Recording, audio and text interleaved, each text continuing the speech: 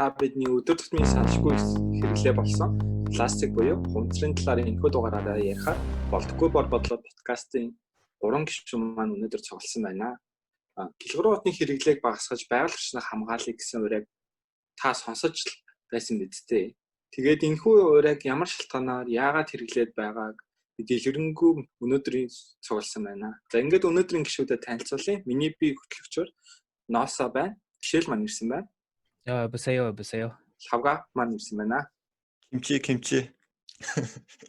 За манай явсаа Kimchi хоёр маань яриа. Тэгэхээр эхний яриа болохоор бид нэр яг пластик гэж юу вэ гэдэг талаас нь танилцуулъя гэж бодсон. За эхний асуудал нь болохоор пластик гэж яг юу юм бэ? Тэгээд бид нэр өдөр бүр хэрэглээд байгаа пластикийг яг хаанаас гаргаж аваад бид нэр яаж ашиглаад байгаа вэ? Энэ талаар Мишель маань жоохон дэлгэрэнгүй тайлбарлаж өгөөч. За тэгэхээр пластик бол өдөр тутмын мэдээж бидний амьдралд бол өргөн дэлгэр хэрэглэгддэг зүйл. Хамгийн анх 1900 уг нь бол 1907 онд одоо backlight гэдэг одоо материал гарахад айгүй одоо нэгдсэн гэх юм уу? Одоо нэгсэнд бараг 100 хэдэн жилийн өмнө ахсан шүү дээ. Гэхдээ яг 1950 онд одоо яг дэлхийн дайн дууссаны дараа одоо энэ айгүй олон дэлхийн дайнаар одоо бүх тэр нөгөө нэг одоо дайны хэрэгсэлтэй радар юм мэдэрнэ пластикаар одоо хийгддэг байсан. Тэгэхээр айгүй олон тийм пластикийн төхөөрөмж айгүй бэлэн байсны дараа одоо тэрийг дайн дууссаны дараа юунд хэрэглэх вэ гэдэг одоо асуудал гарч ирсэн. Тэгээд тэрнээс нь хойшоо одоо энэ өдөр тутмын амьдрал нь пакэж хэрэглэхтэй энэ бүх одоо хэрэглээнд пластик бол өргөн дэлгэр хэрэглэгдэж эхэлсэн байгаа. Баярлалыг сонирхолтой юм. Тэнгүүд одоо өдөр тутамд гэхээр яг юу юунд байгаад байна вэ? Энэ талаар л хавга хариулъя. Тий, одоо энэ пластик хэрэглэлийг яг өдөр тутамд ингээд бид нэр байгаа гэд ингээд сонсоол байдаг, мэдээлээдэг. Гэхдээ бас ингээд яг юмны цаатгыг нь олж харсан уу гэхээр бас үгүй юм шиг санагдаад байгаа байхгүй. За шууд бидний төсөөллөөр бол пластик гэл тэгэнгүүт уус нөгөө ундааны сав ч юм уу, тэгэл нөгөө кофений сав мав, тэгээд нэг юм нүдэнд харагддаг нэг удаагийн хоолны сав мав ч юм тийм хүн боддод бас. Гэхдээ эн чинь бас ингээд яг пластик гэдэг яхам бол бидний амьдрал бүх юм даа. Одоо жишээлбэл бидний ашиглаж байгаа компьютер, гар утас за юу гэдэг жоохон юм авто одоо хэрэглэхэд хэлбэр болгоцсон иймэрхүү эд зүйлсүүд хүртэл хадгалагдаад байгаа байхгүй. Одоо жишээ нь зүгээр модон сандал байлаа гэхээс сандалны зүгээр жиргэвч нь хүртэл пластик тийм ямар нэг юмтай байна гэж бодохоор бид нар пластикаас ямар амар хамааралтай болцсон бэ гэдгийг мэдэгдээд байгаа. Тэгэхээр одоо ингэнгүүт ихний сонирхолтой жишээ гэх юм бол одоо нэг лаазан ундааны лааз гэдэг шүү дээ тий. Тэр лаазанд хүртэл нөгөө нэг дотор талны пластик агуулгаддаг аахгүй юу. Тэгээд бид нэр тэрийг зөвхөн давхаргынх нь голд нь дунд нь байдаг гэх юм уу. Тэрийг нөгөө илүү юм уяатай нэг юм хатуу болгож одоо арай хэрэглэхэд хэлбэр болгож байдаг гэх юм уу. Тэгэхгүй бол бас битүү төмөр байх юм бол бас учир дутагдaltaй. Итерхий үргэлгэн ч юм айгу бол тий. Тэгэхээр ер нь ингээд дотор талын тэр шингэнийг илүү сайн хадгалахын тулд пластик ашигладаг гэсэн үг шүү дээ, тийм үү? Тий. Тийм би бас ингээд сонсож байхад одоо бидний ашигладаг нойтон спитгийг хүртэл ингээд пластикаар хийсэн байгаа байхгүй юу? Тэгэхээр ер нь ингээд бид нар мэдэхгүй ч гэсэн маш олон зүйлийг ингээд пластик талаас тэгээ ашиглаж байдаг юм байна. Тэнгүүд одоо дараагийн сэдвүүд бид нар одоо ингээд саний тэр эхлэлээр хэлсэн урай шүү дээ. Гэлгууруудын хэрэглээгээ багасгах, байгаль орчныг хамгаалъя гэдэг. Тэнгүүд энэ яг ямар муу нөлөөтэй байгаад байгаа юм бэ? За ер нь бол 9%-ийг нь recycle хийгээд 12%-ийг нь шатаагаад 79%-ийг нь ингээд хөрсөнд булаад байгаа юм. Тэгээ ингээд нөгөө булаад байгаа болохоор энэ нь ингээд хөрсөнд нэг бол муу нөлөөтэй. За тэгээ яг нөгөө Монголын хувьд гэдэг хингүүт бид нар нөгөө далаагүй орн болохоор далайд одоо ямар амар хор уршигтай байгааг бас бид нар төдийлэн сайн мэддэг юм шиг байна.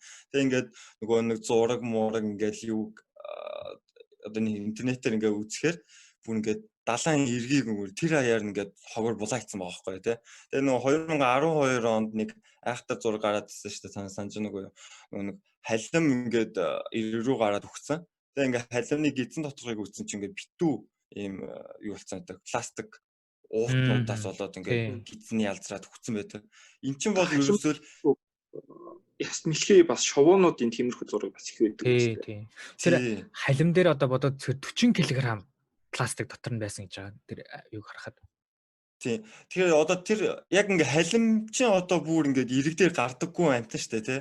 А тэгэнгүүт тэр халим яаж өөрийнхөө гидсэнд оруулсан гэхээр нөгөө нэг за одоо жижигхэн нөгөө нэг загснууд нь ч юм уу тий. Өөр одоо ингээд нөгөө нэг шувуунууд, далайн шувуунууд тэрийг ингээд хоол хүнсээгээд одоо мэдгүй андуурч идээд тэгээ залгаад ингээд явж ангууд нөгөөдг нь халим бүр хаа байсан тэр нөгөө нэг эргээс хол байдаг халим хүртэл тэдрийгээ ингээд тэр одоо энэ пластикаас болоод ингээд одоо хүлдвэрж байгаа байхгүй юу.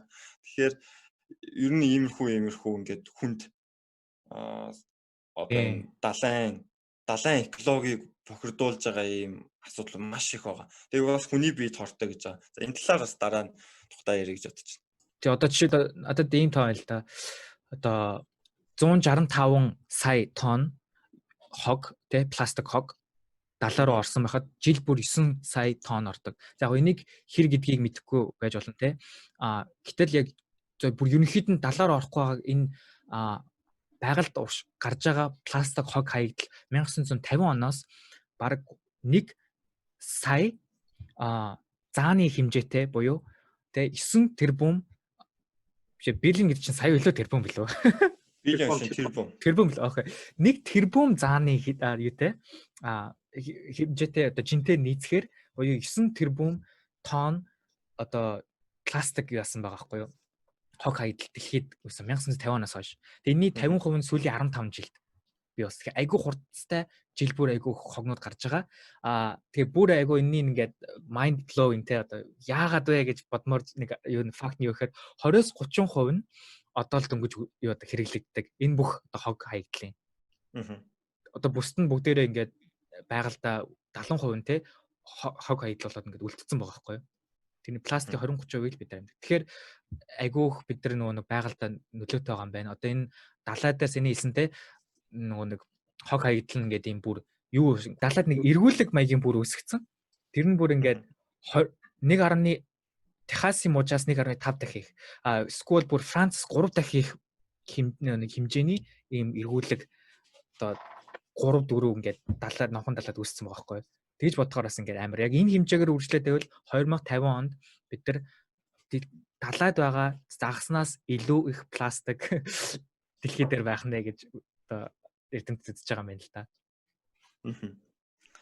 Тий, яг иймэрхүү статистикийг харангуй бүр зочирдмор юмд гарч ирэдлээ л дээ тий. Одоо энэ metric ton гэхээр нөгөө нэг хэмжээ бас чухал байгаа юм шиг байна. Одоо зөвхөн нөгөө жин гэхээсээ илүү тий. Тий. За мэдээлэл өгсөнд баярлалаа. Тэнгүүд одоо ийм муу нөлөө их байгаад байгаа мөртлөө бид нэр ягаад пластикийн хэрэглээг улам ихээр хэрэглээд байгаа юм болоо. Энэ талаар Мишка маань юу гэж бодож байна?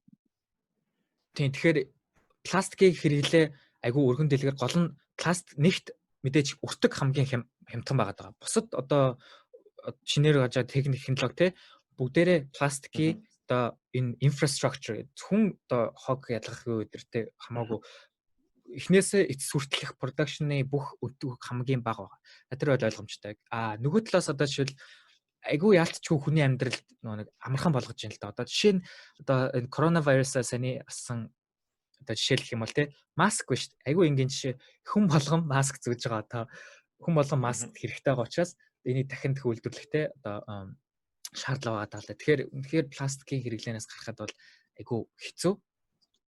Тэгээ бас нэг юм бат бих байна те. Нэгт бат бих хүссэн хэмжээндээ оруулж чадчихээн гэдэг ийм амар олон давуу талтай л аана л да. Бид нар энийг төмрөөр хийх юм бол даахгүй байх магадaltaй байхгүй. Тэ мотор хийчих юм бол яах юм бас нэг асуудалтай. Нөгөө нэг дээр үчи юуны анханасаа ер нь яагаад пластик руу шилжсэн те нөгөө нэг колони ундаа чинь шилээр гардаг MCS те айгу дээр юундаа нэг тэр ингээд газар унахад ч нэг шил болохоор ингээд хагарч ш тийм үү зөөхөд айгу өхөн пакэжлах юм дээр л юу гадаг юм л та айгу хэрэгтэй байгаа юм л та.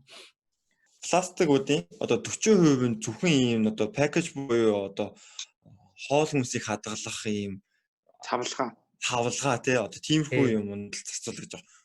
дэлхий дээр байгаа пластик 40% шүү дээ. Тий. Энэ гол нь бүр чухал юу вэ гэхээр нэг удаагийн юу савлаа. Нэг удаа хэрэглээл хаях. Одоо жишээл бас өшөө нэг удаагийн халбах сэрэж штэ. Тэд нар бас орж байгаа. Одоо тэгэхээр чинь бид нэр ингээл пластикийг нэг 10 секунд ашиглаад хайж байгаа гэсэн юм шүү дээ. Тэгээд тэрхүү пластикууд нь ерөөсөө дахиж хизээч ашиглахгүй. Тэгээд далаад очиод мөн нөлөө үзүүлээд байгаа юм байна. Гэж бодож байна тийм ээ. Яг зөв. Одоо бусад нөгөө нэг төрлөөдөө ш одоо байрлал байгууламж айгүй хэмжээгээр хэрэглэгдэх баймаар байтал энэ дөнгөж 20% автомашин, электроник тэ хөдөө аж ахуй тус бүрдээ нэг 6-аас 8%. Тэгээд яг бусад нэг ангиллагдах айгүй хэцүүнүүд нь нийтдээ 20%. Тэгээд энэ бүгдээс хамаагүй илүү ган 40% нь яг нэг удаагийн хэрэглээ. Гэж бодоход амар байна. Тэгэхээр бас тийм ээ. Тэгэхээр бас одоо хэцүү юм да. Одоо тиймүүд ингээл бид нар чинь пластик хэрэглээгээ багасгахыг гээл одоо усны сав хүртэл авч авъя гэдэг шийдлүүд гаргаад байгаа шүү дээ. Тэнгүүд бас ингээд нэг гарч байгаа юм 3R билүү. Reuse, recycle тэгээд нэг reduce гэдэг 3 бодлого. Тэрнийх нь за recycle-ийн талаар жоохон ярих гэж бодоод байгаа байхгүй юу? Одоо ялангуяа хунцар дээр ингээд бид нэр ундааны саваа та нар ингээд recycle хийгээч ч юм уу тиймэрхүү юм Монголд одоо айгүй их байгаа даа. Одоо гэлгар удаа бид нэр recycle хийн гэдэг. Тэнгүүд recycle-ийн талаарх бодлоодоо одоо юу гэж бодсоож байна? За тий. Энийг айгүй сонирхолтой. Би бас анх нэг юуны талаар пластикийн талаар судалж эхлэнгүүд 1950-аас эхэлсэн гэж байгаа. За тэгээ 1970 онд хамгийн анх энэ нэг активистүүд дээ штэ.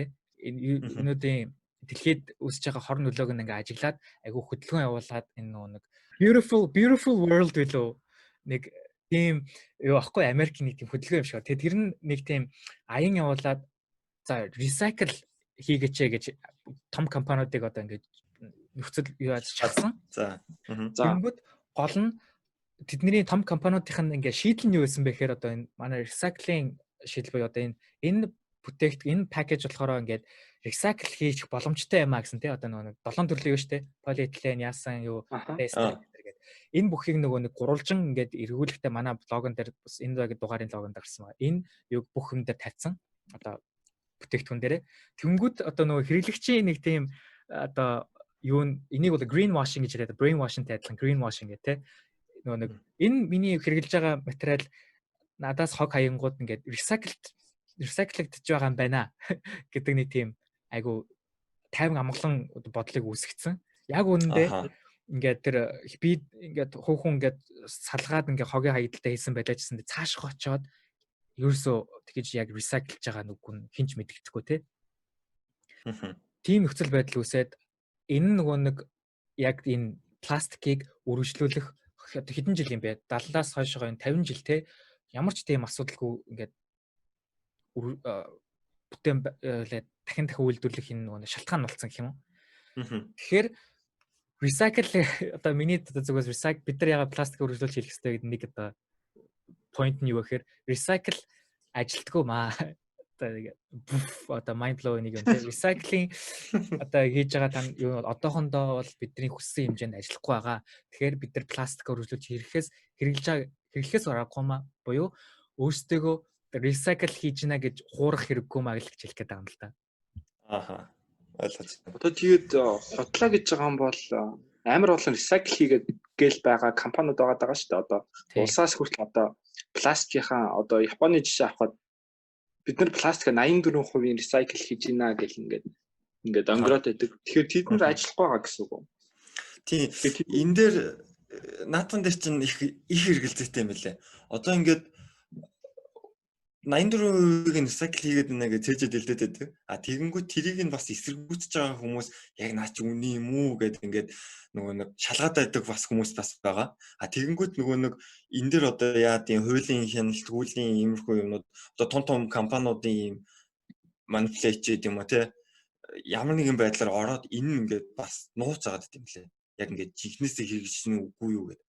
Одоо энэ пластиктэй холбоотой энэ юунуудын одоо үйлдвэрүүд шүү дээ тий пластикийн үйлдвэрүүд ч юм уу тий эднэр дээр нэг тулгамддаг юм асуудал гэдэг юм бол нөгөө хуулиараа ингээд хамгаалаад энэ үйлдвэрийг нь бүр ингээд нууцлцсан байдаг одоо орж бол хүслээрээ хүн орж болдоггүй ч юм уу тий. Аа. Тэгээ яг тэр үйлдвэр дотор юу болоод байгааг хүмүүсээс мэддэггүй. Нэг ийм асуудлаас байгаад тийм ээ.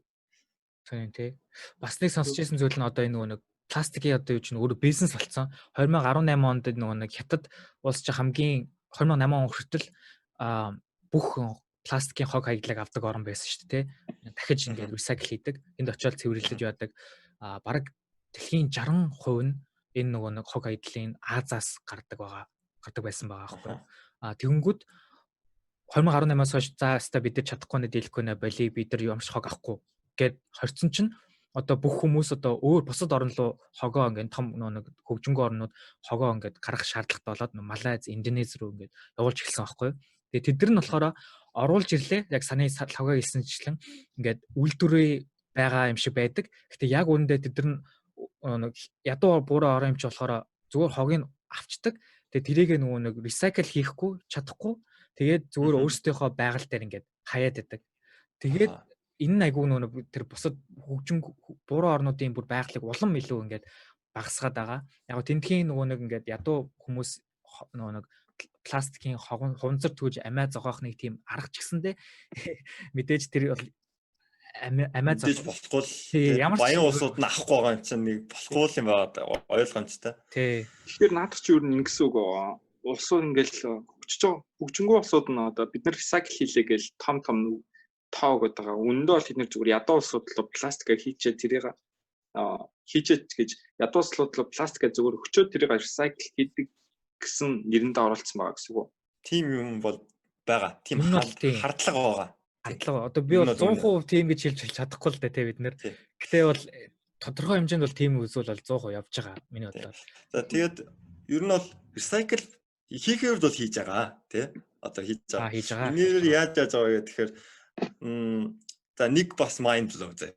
Одоо ингээд ундааны ботл штэ тий. Одоо пластик ботл штэ тий. PET. Энийг яг ингээд хэрэглээд дуусныхан дараа recycle хийхэд энийг дахиад өөр тийм маягийн пластик хувцар болно гэхэд бол хэцүү байдаг. Одоо өртөг өндөртэй гэх юм уу? Тэгэхээр ер нь ерөөсөө тэгж хийдэггүй. Тэгэд яадаг вэ гэхээр жижигхэн бүр ингээд бутлаад тэг ингээд дахиж жижигхэн бүр бутлаад ийм fiber буюу ийм давуу болгоод байхгүй юу? Тэгээд тэр нь хамгийн хямдхан recycle гэх юм уу? Тэгээд давуу болгосон энэ пластикийг одоо нэг ашиглаад одоо уцмус болгож гэсэн үг шүү дээ тий. Тэгээд тэрнээс хойш дахиж recycle хийнэ гэсэн ойлголт бол байхгүй. Тэгээ болчихж байгаа. Яагаад гэвэл хамгийн жижигхэн хэсэг дээр очсон гэсэн үг.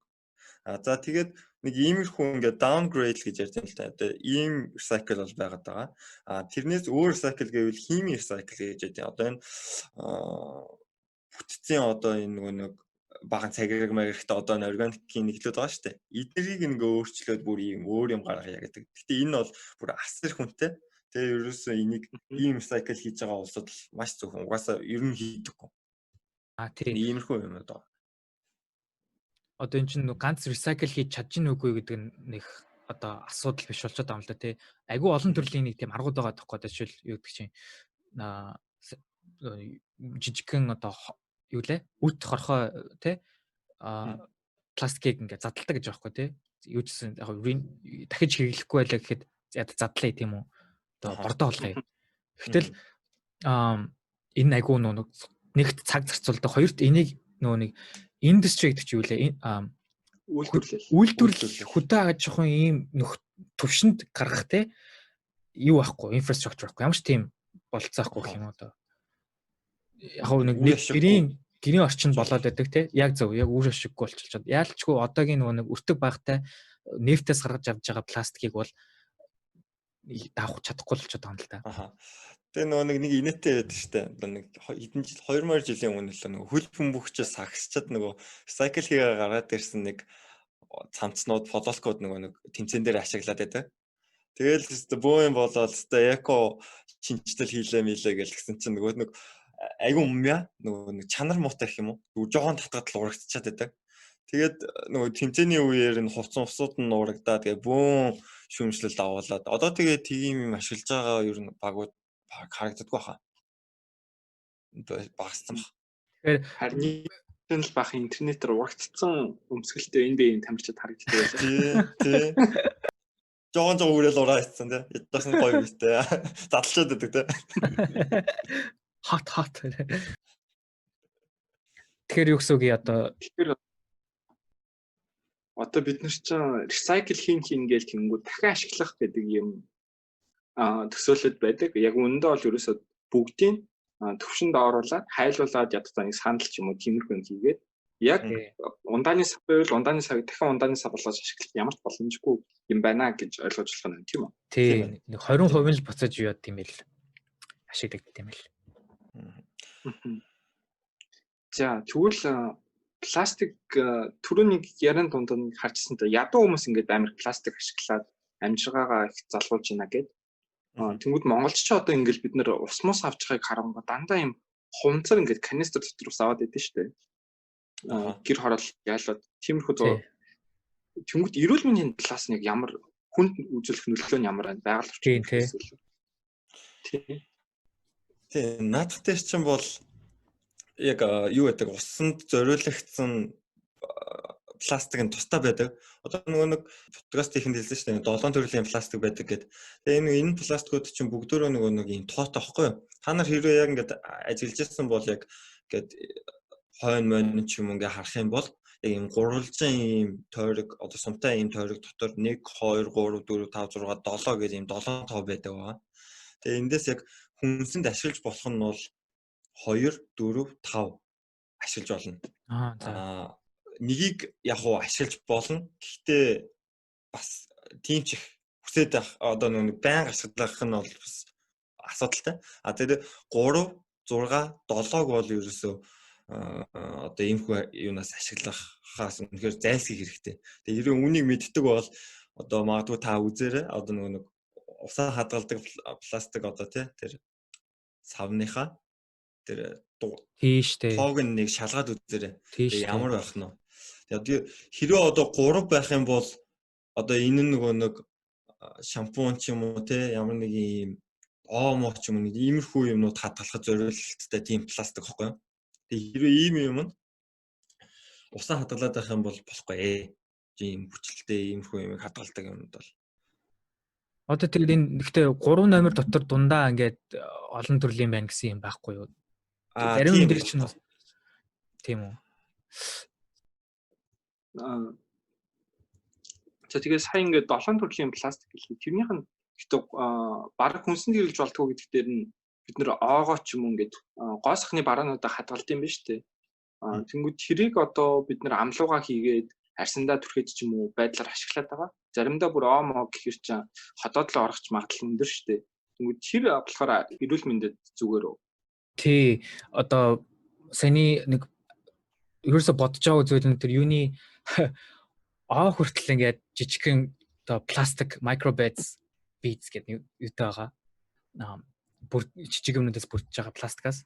Тэгэхээр маш жижигхэн пластик. Маш жижигхэн micro гэхэр ч одоо бүр 10-аас 6 дахин 10-ны хасах 6 зэрэг те маш жижигхэн нүдэнд харагдахгүй. Гэхдээ бас юу вэ л та одоо энэ нэг microplastic гэдэг нь өөрөө бас нэг term тодорхойлолт энэ бүх юмнууд ингээд саний дээр хэлсэнчлэн пластик 500 жил ерөөсө задрахгүй те. Тэгээд жил бүр ингээд хуваагдаад байдаг. Тийм хуваагцаар байгаа жижигхэн гэдэг юм орсон байдаг. Одоо Америк тэсэн нэг одоо голын иргэн судалгааны хүртэл одоо нэг бүх 10 одоо сампл загас авахд те бүх 10-аас нөгөө нэг жижигхэн тэр микропластикууд илэрсэн байгаа байхгүй загаснуудаас. Тэгэхээр загасанд бол алидин алдсан байгаа. Тэгээд чинь нөгөө экологийн системээр усанд байгаа бол тэрэн дэшиг ингээд жижигхэн болохоор агаар руу ингээд уур башаад орно. Тэгээ уураасаа цаашаа бороо олоод орно. Бид нар тэдний ингээд амьсгалаад явж байгаа одоо хүртэл мэдэхгүй яваад байгаа. Гэтэ саний яг носоогийн яг үндсэн асуулт нь хүний биед яг нөлөөтэй юм уу гэдэг ба штэ. Мэдээж бол таны нөлөөнд бол нэг бид бол нэг тийм бүрс зөрөг нөлөө бол байхгүй бах те. Бид нар бол яг үндэ судалж үзээгүй гэсэн дээ. Зүгээр харин урт хугацааны туршид ингээд бид нар ингээд пластик идэд явж байгаа нь хүний нөлөөнд өөрчлөлтөө судалгаар одоо л яг хийж байгаа. Дөнгөж 2017 онд билүү хамгийн 15 онд ч билүү хамгийн их тэр одоо судалгаа хийсэн ийм юм байна шүү бидний одоо бидний өтгөнд хүртэл байна гэсэн тийм судалгааг анх гарч ирсэн. Тэгээд тэр нь яг хүний эрүүл мэндэд нөлөөтэй гэдгийг бол яг үндэ бид хэлж мэдэхгүй байна. Яг үндэ энэ айгүй жижигхэн байгаа энэ юу нөлөө байгаа гэдгийг 100% батлаагүй. Гэхдээ хар ухаанаар бодоход ялч удсан пластик хүний амьдрал задрахгүй юм байгаад байна гэдэг чинь асуудал өстэй тий. Тий нөгөө cancer тий хорт хавдрын шалтгаан бас болоод байна гэж хүмүүс үздэг байгаа шүү дээ. Тий.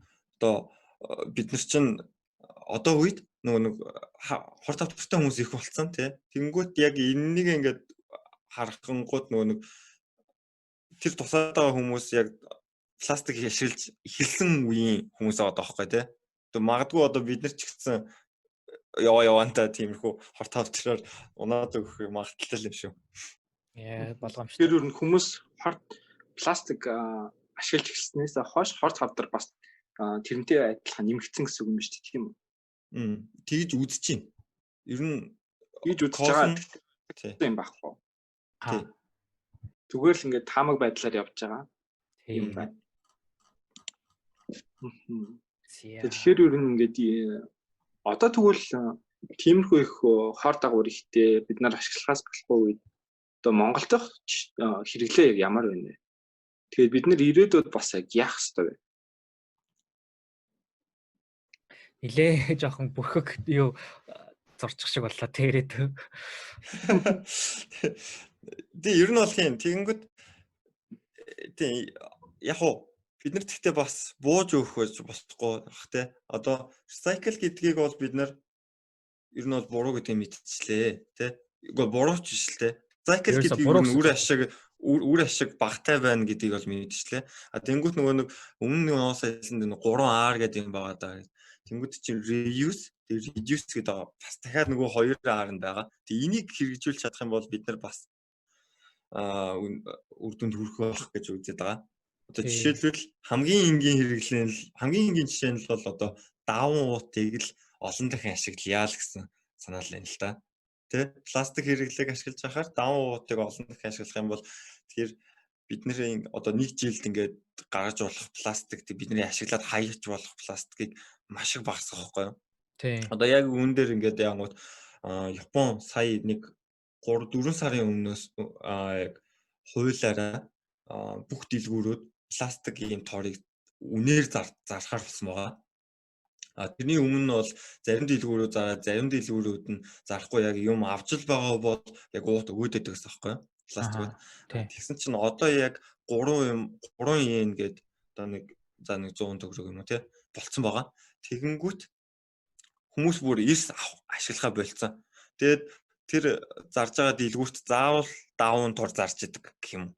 Нэг иймэрхүү маягаар ерөөсөн ингээд Япон бол өөрчлөлтийг эхлүүлсэн байна. Тий.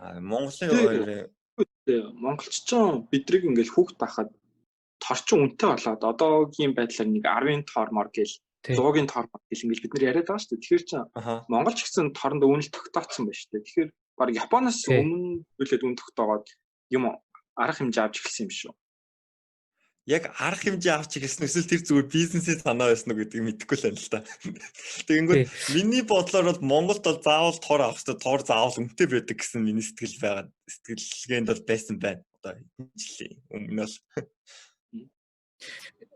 Яг уу тийм нөгөө пластик торын үнэтэй байх нь зүгээр олон шийдлүүдийн яг нэг хэсэг нь л байхгүй тий. Яг үндэ тэгж хэлж болох л яг үндэ Монгол бол тэрний тал дээр одоо зөв замдаа байсан гэж хэлж болохоор. Гэтэ яг үндэ энэ нь одоо яг Японд үйлчилсэн шиг адилхан үр нөлөө үзүүлж чадаагүй улс орн болго өөрөө шүү дээ. Чадаагүй байж магадгүй. Чадсан ч магадгүй бидний мэдэхгүй. Ард иргэдтэй энэ угаасаа үнэтэй шүүгээд хэлчих юм бол бас нөгөө хүмүүс ч ойлгохгүй. За би энийг авах ёстой гэж аваад байдаг, ашиглаад байдаг. Ямар ч нөгөө энийг би хянаж болох юм байна шүү дээ гэж бодчихсон болоо гэдэг дээр л юм л та. Тэ. Тийм сэтлийг хүмүүст хүргэж ирсэн үү гэдэг. Тийм одоо тэгээд гарвал бас зүгээр юм те. Одоо даавн тоор 5000 төгрөгөөр аваад хэдэн удаа шопинг хийх вэ ч юм уу? Тий. Бас нараад одоо хийх болгондоо 100 төгрөг ч юм уу 100 төгрөг гэдэг илүү дээ. 100 төгрөгөөр тоор авах нь ашигтай юу эсвэл ингээд 5000-аар ч юм уу хэдэн мянгаар даавантаар аваад тэрийг байнга авч явах нь ашигтай юу гэдэг талаас бас хүмүүс тооцоо хийгээд эдийн засгийн хувьд ашиггүй байсан барыг тэнцвэсэн ч гэсэн пластик хэрэглээ багасгах нь бас бидний хувьд нэлээд чухал юм байна. Тэг хэр хэмжээгээр багасгаж байгаа гэдэг нь бол харуул үнэлэлтэй жишээлэн тий. Хар ухаанаар бодоход мэдээж пластик хэрэглэхгүй дахин хэрэглэхгүй байсан хамаагүй л дээр баг л та. Гэхдээ бас дахиад нөгөө нэг одоо иргэдийн зүгээс одоо миний хүсэж байгаа зүйл нь бас юу гэхээр Монголд ч юм уу тий ер нь хаанч байсан энээс илүү давж ингээд дахиж илүү арга хэмжээнд аваасаа гэж хүсэж байгаа байхгүй. Тэр нь юу гэхээр одоо би бас өөртөө нэг бодсон зүйл нь энэ нөгөө нэг анх хэлсэн шүү дээ тий пластик recyclable гэж хэлж байгаа ч гэсэндээ яг үндэ цаашаа очоод recycle хийж байгаа нь үгүй юу гэдэгт биднээс өөрсдөө хариуцлагатай хандах хэрэгтэй юм шиг тийм үү. Багтаа яг үндэ би сэтгэл боддог л байсан. Яг үнд болж байгаа мөгүй мөгийг мэдэхгүй. Тэгвэл одоо би бас нэг 2 цаг зарцуулаад тий яг юу болж байгаа гэдгийг өөрөө судлаад үзлээ л тий. Айгу мэдээлэл бол илбэг байт юм байна. Жишээ нь Америкт гэх юм бол энэ нөгөө нэг саний хэлсэн пластикууд бүх юм номертой байгаа. Хаанч бүгдээрээ номертой байгаа. Энэ номерыг нь миний ойролцоо орчны нөгөө нэг хог зүгээх байгууллагууд тэрийг recycle хийж гинэ үгүй юу гэдгийг интернетээр ороод гялс шалгачихжээ лээ. Одоо миний юун дээр болохоор нэг хэд хэдэн номер нэг 4 номер байлээ. Шилийг айгу recycle хийдэг байсныг бас мэдэж авлаа яг үнэ. Тэгээд тэр 4 нөгөө нэг номерыг л би одоо тэр цэнхэр юутай те recycle хийх хэрэгтэй гэсэн савнд хийх хэрэгтэй байна гэдэг мэдэж авч байгаа байхгүй. Тэгвэл Монголд яах юм те? Монголд яг үндэ бол ялгаагүй мэдээлэл айгүйх бэлэн болцсон юм байлээ. Одоо 2000 нөгөө нэг саяны юу лээ доктортой хөгжлийн бодлого докторийн бодлогын нөлөөгөөр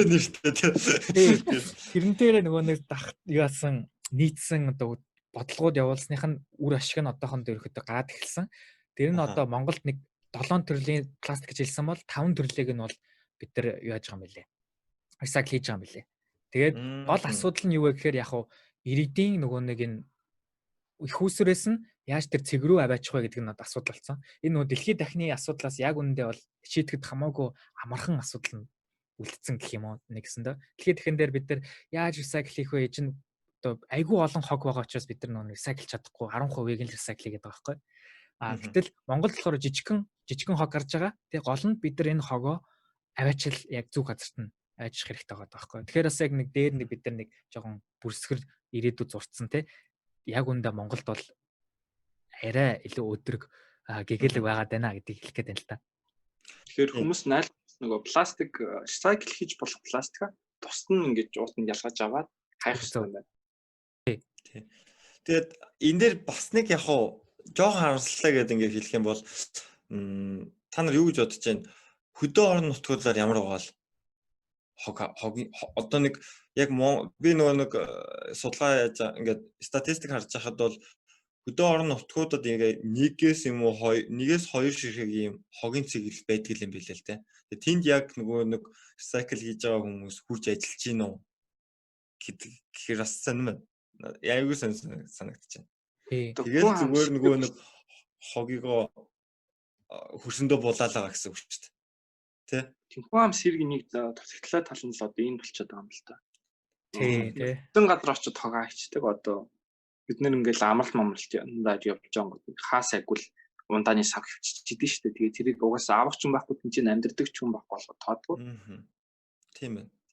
Тэгээд нөгөө нэг одоо тэр газраас нь хогийг нь зөөгөөд дахин боловсруулах төвд нь аваач ихээр өртөг өндөртэй тий. Тэгвэл холчод байдаг. Яг уг нь бол хөдөө орон нутагт нэг 3-4 байдаг гэж би яг тэр юунаас нь нийтлээс уншиж болсон. Энэ айгуу нийтлүүд болон одоо их сурвалжууд бидний description дээр байх болно тий.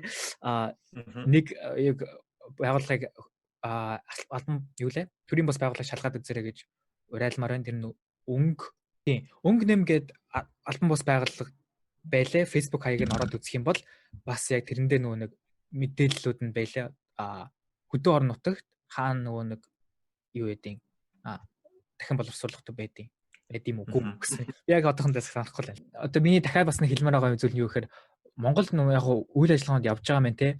Гол нь нөгөө эхний юу нь болохоор ашигтай хамгийн их нөгөө нөлөөтэй байсан алхам нь юу гэхээр албан байгууллагуудаас эхэлсэн юм байл л да. Одоо энэ ногоонжуулах юу ах юунуудаа байна.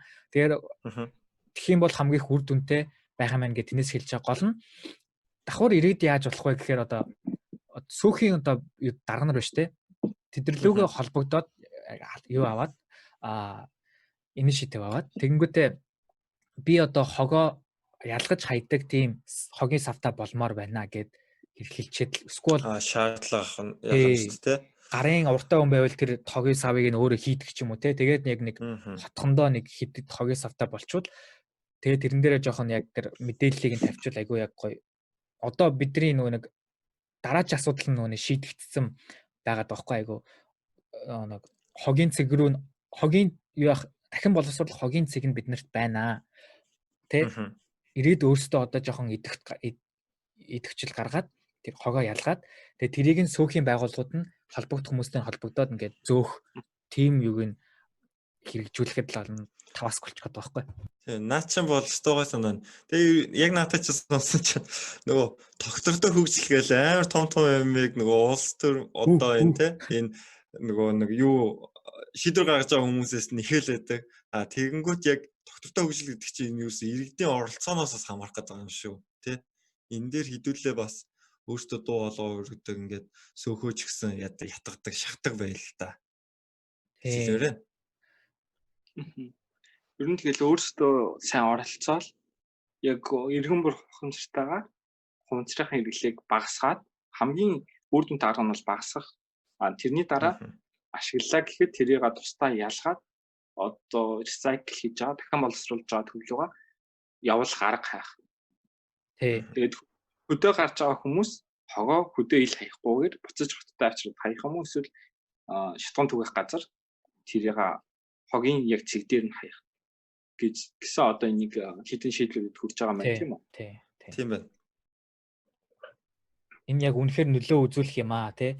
Одоо энд Сиэтл ч гэсэндээ одоо бүх ирээд нь ингээд бид нар ийм нэг удаагийн сав ашигламааргүй нэг айгүй юу гаргасны нөлөө юу лээ дуу хоолойгоо илтгэсний үндсэн дээр тэр нөгөө хууль нь ингээд гараад тэр нэг удаагийн үг ингээд халлаа гэсэн бан гараад тэгээд тэрийг нь дагаад визсүүд нь 5 дахин үнэтэй ч гэсэндээ хэрэглэгчд нь авахыг хүсэж байгаа тэр юмыг нь гаргахын тулд те нэг тэр пластик нэг сорвуулыг өөр одоо сорвуулаар солих гэдэг ч юм уу ийм үр дүнтэй шийдлүүд гарч ирж байна л да. Тэгэхээр иргэдэд ганц байдаг юу хүч нь юу вэ гэхээр олуула масаараа те яг шаардлага тавьж дахин байх.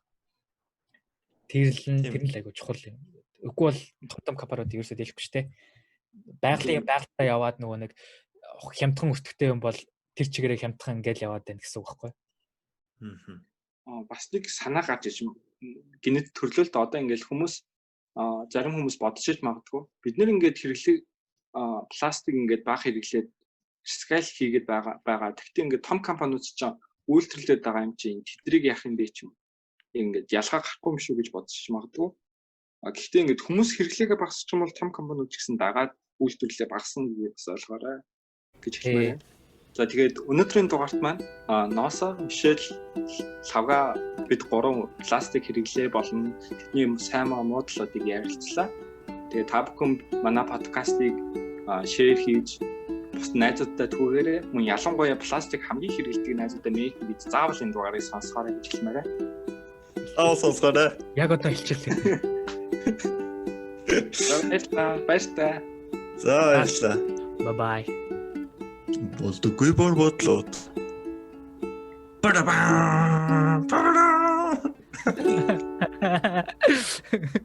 Наад чинь сүйдээс дээр идэлж орон заа угаасаа. Оо